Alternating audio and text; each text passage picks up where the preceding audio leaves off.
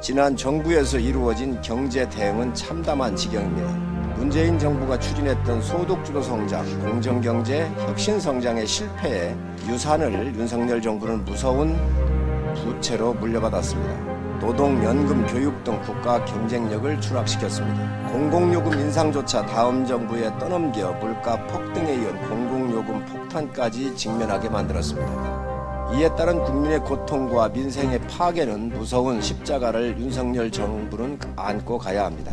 지금 대한민국의 경제가 얼마나 위기인가는 두 번을 강조할 필요도 없습니다. 고물가, 고금리, 고환율이라고는 삼고 현상과 재정 적자와 무역 적자가 동시에 발생한 쌍둥이 적자 위기까지 동시에 몰아치고 있습니다.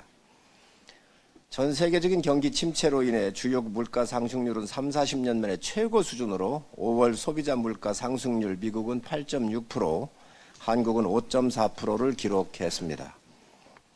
우크라이나 사태 등 경제 주체가 손쓸 수 없는 외적 요인은 차치하고라도 지난 정부에서 이루어진 경제 대응은 참담한 지경입니다.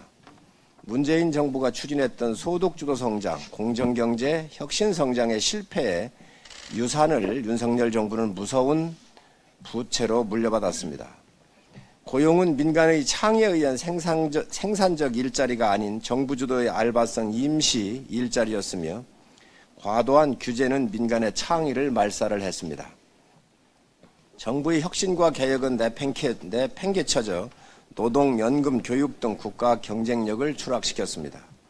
공공요금 인상조차 다음 정부에 떠넘겨 물가 폭등에 이은 공공요금 폭탄까지 직면하게 만들었습니다.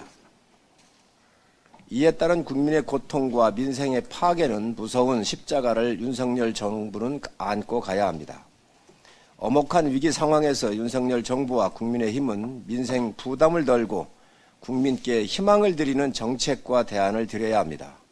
당과 정부는 이 위기 상황의 극복을 위해 당력을 모아 정부의 민생 돌봄과 경제 회복에 모든 역량을 집중할 것입니다.